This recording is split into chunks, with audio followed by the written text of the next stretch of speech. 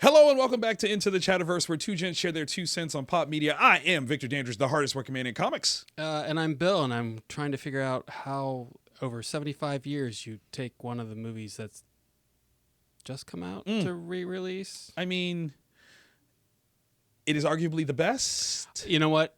I can't disagree with that. Okay. Because Godzilla Minus One was a great movie. Absolutely. Oh, I'm sorry. Is a great movie. Is, because it ain't gone nowhere. And for the 75th anniversary, they're releasing it in November. Re-releasing it in November. I don't understand why there's not a movie marathon, though. Like, not for nothing. I would go with, what are you going to put in there? You start with the first one. The original Godzilla? Yeah, the original Godzilla, definitely. I would kind of pick. So wait, you start with the one that came out first, right? And you end with the one that comes out that chronologically happens before the first one. Yes, because that's silly, but it's 75 years of work. Like, that's what happens. That's true. But yeah, I would totally have done that. I mean, and you do your key hits, you know, first Godzilla, first appearance of Rodan, first appearance of Mothra, first appearance of Ghidorah, maybe Mechagodzilla. You'd probably have to throw in one of the American movies, I guess, if you had to. I don't know which one I would pick. I know what I wouldn't pick. The 1998 one. That's a no. We're not counting that one at all. The remake of The Lost World? Jurassic Park: The Lost World? That is a really good That's call. exactly what I thought of when I saw the movie. When all these little Godzillas are coming out, I'm like, they're just Velociraptors. Yeah, that's it. All. That's what... Move, Ferris Bueller. The Velociraptors are going to get you. So yeah, I would definitely do those. My marathon ends after the first one and minus one. That's it. That's it? You're done? Yeah, that's it. I mean... Everything else in between is the same thing over and over again. It is. You get it, and then you go, okay. Yeah. And then you just keep moving. That's fair. But they should, I mean, with all due respect, I loved minus one. But you got to put the first movie in there because that's kind of the point. That's fair. Well, do you do the original first one or the one where they put Raymond Burr in it? The original. Yeah. But I could see you doing Raymond Burr. I can too, but because it gives the American feel of it. It does. But I do think that very first one, there's probably such an underground market for it that it would be huge. Yeah. So yeah. Just as a little humble brag, a couple weeks ago, I got to work with two of the actors of the Japanese side of Godzilla making. And I asked them what they thought of the American movies. And they're like, they're interesting. They're very interesting. Very, very cool and cinematic. Yeah. And I was like, they're not necessarily a fan of the CGI part because they're like, no, like. That's because you're taking away. Yeah. Yep. And I was like, I respect that. Because they're like, where's the acting? Right.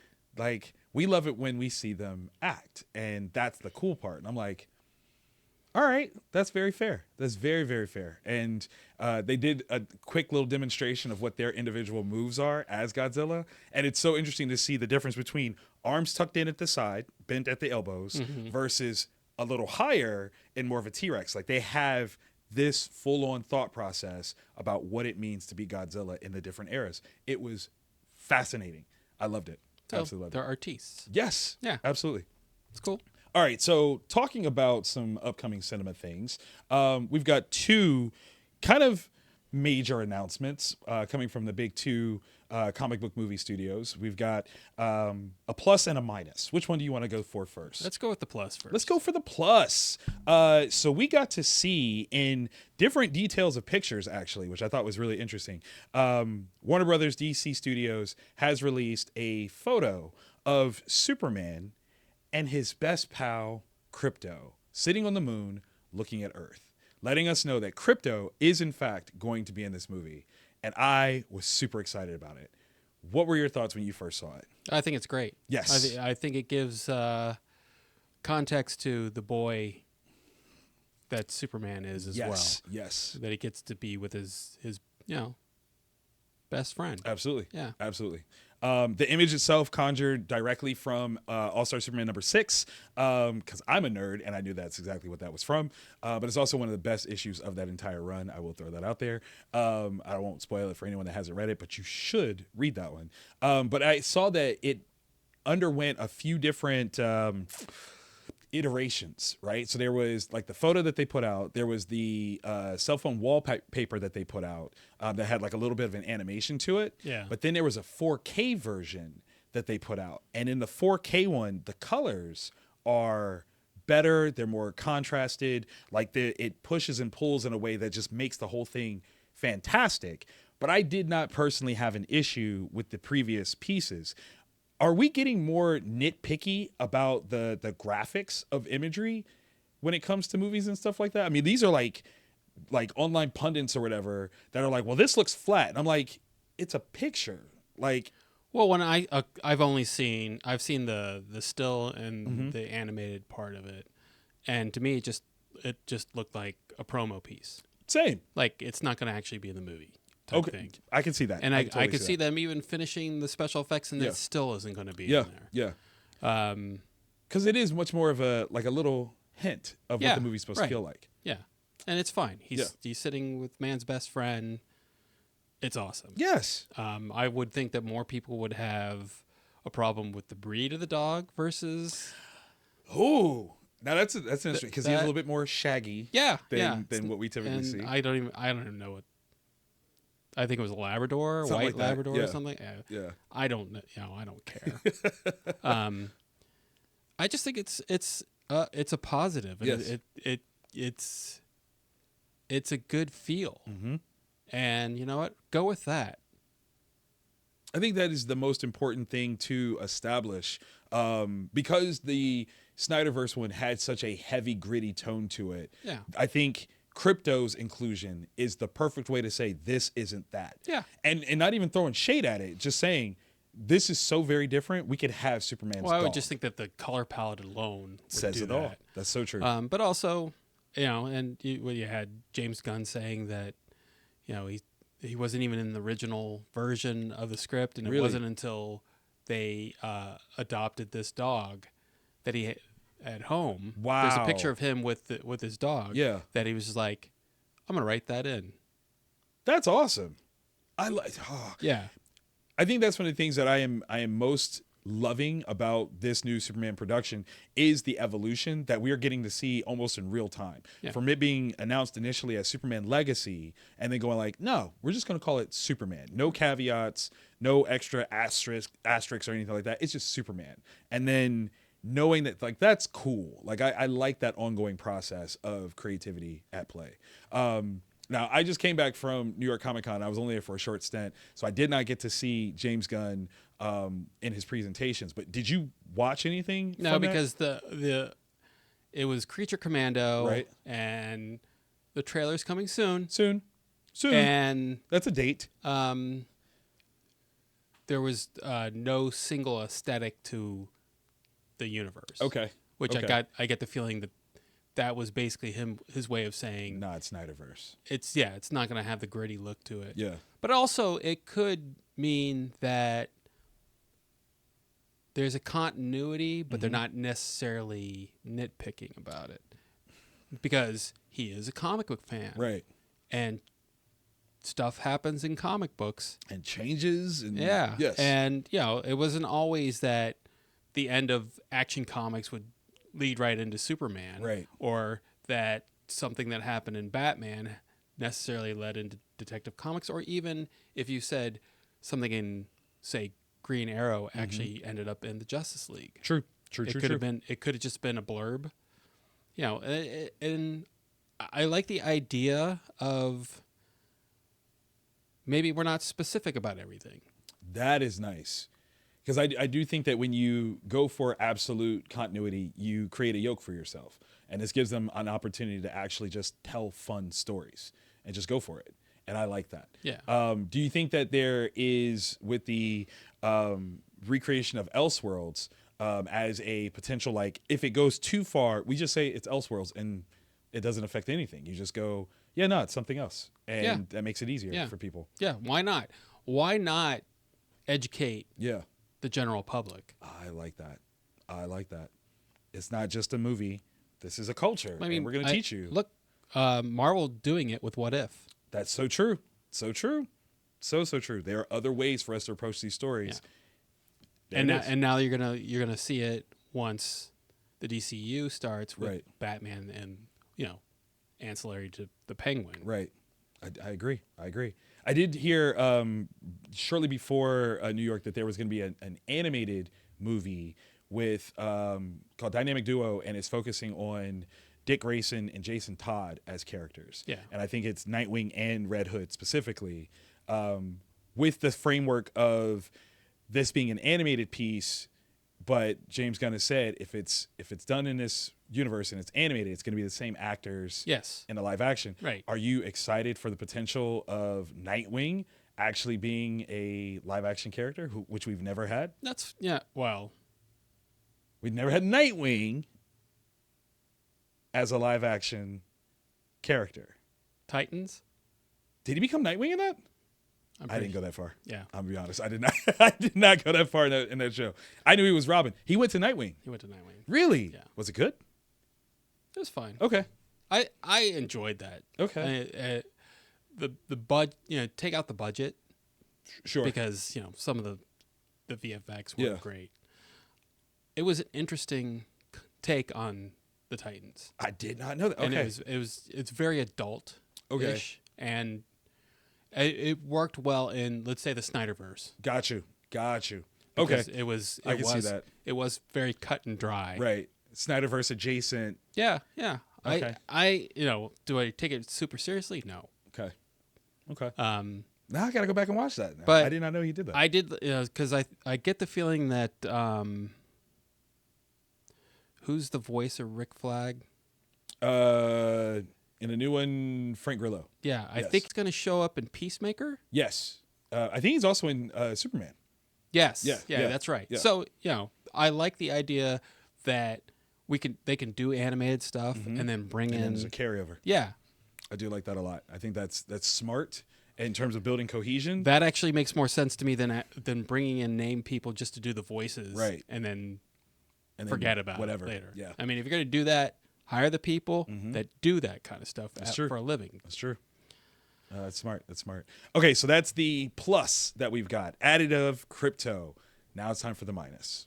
Unfortunately, it looks like Blade has reached the level of indefinite production hiatus. We were there in Hall H when it was announced that Mahershala Ali was going to be Blade, and you had to key me in that was a whopping 5 years ago. Yep. He was 45 at the time. 45. He's 50 now. Yep. Blade as a character obviously is very physical. And not saying that, black don't crack, but is Mahershala Ali known for his physicality in his roles? I can't think of a movie that he was overtly fighting or aggressive or anything like that off the top of my head. No, but he's put together. He is. He's very put So together. it wouldn't. I don't think it'd be very taxing. It'd be very taxing as you get older. Absolutely. So, Ask the Daniel ongoing- Craig. Yes. Which is one of the reasons why he left James Bond, because he couldn't keep up. Yeah. That bodybuilding and all that and stuff. along with Yeah. Hugh Jackman, who. Same. But once again, Hugh came back. Yeah. Well, when the dollars and cents make sense, yeah, you figure it out. I don't know that. You know what? I think it had to do with the fact that he got to work with Ryan Reynolds. I mean, I'll give you that. I'll give you that 1,000,000%. When you love going into work and it's not work, he said yes before his agent even knew. So that's awesome. that's the story. Okay. And I have to go off that. So you knew the money was going to be there in some Right. form, and I still think that Hugh Jackman's coming back as Wolverine anyway. But that's a different story. Okay. All right. I also don't think this as much of a minus as it is. I don't think it's a minus. Yeah, it's simply a subtraction from the schedule. Yeah. Blade, as much as I appreciate what Blade was in the 90s, he's never been my favorite character under any circumstance. Not even my favorite black character. So let me be straight up about that off rip. And I want to fight every single person that ever says, Blade is what saved Marvel Comics. And I'm like, no. It's like, yeah, it was in bankruptcy and they saved it. No, that's not true. In fact, Oh, okay. Now I understand what you're saying. yes. Like literally, that's those are things that people say, and I tell people all the time. It's like Blade #1, especially, is closer to a DC Warner Brothers movie than it is a Marvel movie. And they're like, "How can you say that?" I'm like, because it was produced by Blue Line. Blue Line was owned by Warner Brothers, who owned DC at the time. It is closer to being a Warner Brothers movie than a Marvel movie. In fact, they credit the hairdresser before they announce that he is based on a Marvel Comics character in the opening credits. Go ahead and watch it if you don't believe me. But if you do that, if you are doubting me and you go back and you watch it, I want you to come back, comment below, you were right. That's all I want. You got to say nothing else. I want the acknowledgement. Okay. Come on. So I just never loved Blade. It was cool. Daywalker vampire, but that was it for me. So the inclusion into the MCU, I didn't really care. I'll be honest. Oh, I didn't. I never really cared. Yeah. I like Blade. I like Blade 2 more, I think. I like Blade 1 more. Why do you like Blade 2 more? Just I like the aspect of the vampires as victims. Okay. All right. For me, it's the production. And I liked like the group that they got together. Also, the group was great. Was it? What do they call the Blood Pack? Sure, something like that. I don't remember. Okay. And Daryl's in there. So yes, he is. And Ron Perlman, man, he was. And it was good. Yeah, I enjoyed it. It was a lot of fun. The third one it was. The third one happened. Yeah, Ryan Reynolds was in that. He was in that one.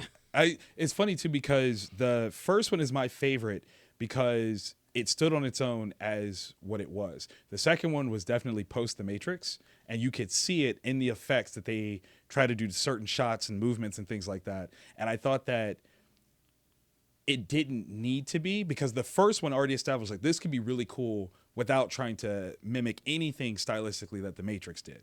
But I know that The Matrix was a cultural enough phenomenon that people, I mean, rightly so, people took from it as much as they could because it was cool. So I totally understood why they did it. I just didn't like that they did it. Because I was like, no, the first one was so cool without it. Like that club scene, still one of my favorite things of all time. And I still feel bad for that dude. He just wanted to go on a date. He just realized he picked the wrong girl. I think the thing I loved about that the most was it's just like Alfred Molina in Raiders of the Lost Ark. His name shows up in the opening credits, but he only lasts as long as the opening credits. Just like Tracy Lords. Yes, Tracy Lords she's in the opening credits and she lasts that long. That's it. But there's some people that saw it because Tracy Lords was supposed to be in this movie. Like, oh, I'm gonna watch that because I liked the TV show that she was on. Yes, that's the reason why I know who Tracy Lords is. Yeah, it's not. Yeah. Now, you brought up something really interesting. This doesn't have to be a total loss in terms of production of Mahershala Ali not being Blade. What is your recommendation? If they bring him back into this production, what would you want him to be? So I don't know if this character is actually canon in the comic books, but he could be Whistler. That's dope. And if it's not Whistler, it's the, Wheeler, like whatever. Yes. Yeah. It's the person that, is his conscience. Yeah. For the most part. Yeah. I think that's a very cool way to salvage anything. There. And that way, he can age. Because if he were to play Blade, right? If you think about it, if they started filming it, it wouldn't start until the beginning of the year. Indeed. All right. So it would come out, 27, and he could possibly be like 53 years old. And I don't care who you are. It's not bad. 50 to 53, you start to age. You do. But it doesn't have to be super impactful for a character that is ancillary like Whistler's character was. Yeah, like but I'm just saying if he played Blade. Oh, God, yeah. Then, no, you would see it. He would start, there'd be like, has he got like extra makeup on? Why can't he move his mouth? Type stuff. Exactly. So I think that, they bring him in as that type of character. I mean, they'd probably give him some other role too. Of course. I think it would be nice. Yeah. And then bring in someone else to play Blade. In movies, this happens from time to time. Do we know if there's like a practice of like a cut fee? Like, hey, we wanted you were contracted to do this. We're going to cut the contract, but here's some dollars or whatever for the time. So there's probably a clause in there where the movie has to be made in X amount of years, or they have to continue to pay you out. Got you. And it may just be one of those things where it goes, we've hit our 5-year. This is it. Yeah. got you. I think it's I personally don't think the movie's going to happen, regardless of who's in it. Okay. They've gone through too many Quite a few writers, directors. Yeah. It's So been I a just whole thing. and who cares? I'm sure there are people out there that care. I don't mean to crap on you, but for the most part, there are other characters. Yes. Although what I thought was, if Mahershala Ali has quote unquote aged out, that what could have happened is there was a initial bidding war of sorts between who was going to get Aaron Pierre to be something and whoever the other major prospect was for Jon Stewart. And Warner Brothers DC Studios got Aaron Pierre, and the other guy is now being courted to be Blade, because clearly they were both interested in superhero stuff. One got one position. If the other guy gets, Blade, I don't know that that's not a pseudo step up where, yes, Aaron Pierre is somewhat the co-star of Lanterns. I mean, obviously Kyle is going to be as Hal Jordan. He's going to be kind of the lead, right? But if you don't get that Jon Stewart position, if you got Blade and you're the title character, that could be considered a step up from that other offer. So maybe that's what they're looking at, is this guy is younger. He's going to be able to do this for a lot longer, and maybe there's a chance for that. Well, I think when it comes to Lanterns, Mm-hmm. I think what's going to end up happening is whatever happens in the story. I don't really know. Mm-hmm. I think I know, and I don't want it to go that way. I think what's going to happen is that Hal Jordan, if he's a part of the DCU going forward, won't be seen as much. Got you. And if they continue to do Lanterns as a show, I think that that's where he would show up from time to time. And right. I don't think that Jon Stewart continues in that role. I think Jon Stewart moves to movies. Okay. That makes sense. That's And, very smart. Yeah, it would. He would slot in for Justice League whenever they do that, Yeah. or if they want to do, another Green Lantern movie. And it would be him. Yeah, Yeah. And then you could have Hal show up. You can have Guy Gardner show up. yeah. You could even, if I think Lanterns. I almost think that Guy Gardner's a one-off. Do you? I think that he's there, and then he's not going to make it through the movie. Got you. I also like the idea that they could open things up. Like Jon Stewart is kind of a perfect middle ground space, so that you could go Kyle Rayner, you could go Simon Baz, you can go Jessica Cruz, like all these other characters that came in after. Yeah. But he's kind of like the perfect sort of space to be kind of like a placeholder start off. That's not Hal Jordan, which I think is really, really smart. You still get to play up that Hal Jordan was here and has already established his greatness. So I think that's really smart. Yeah, I would hope at some point in time that they expand on it, regardless. Not to just be humans, I guess. That would be great. Yeah. Yeah. Lanterns, now we take the role from a different planet sector, and now we got different characters all around. I like that a lot. Give me Gnort, please. I want Gnort. Or Chip, either one. I want one of those. Yes, please, and thank you. So the one thing that came off them taking Blade off is they put Predator on. Wait, what? The movie called Badlands. Yeah. That's a Predator movie. There's going to be a new... From the guy who did Prey. Ooh. Which, by the way, should have been released In theaters. Have they never re-released that in theaters? No, it's only been on Hulu. But Okay. the fact that it did so well was the reason that Alien Romulus was put out in theaters. Fair. Which is good. It's addition but from subtraction, which I'm okay with. When is this supposed to come out? What was it? 2025 was the date. For Blade? Original. Yeah, that's the... It was. Yeah. So it's like, I think it's November next year. Okay.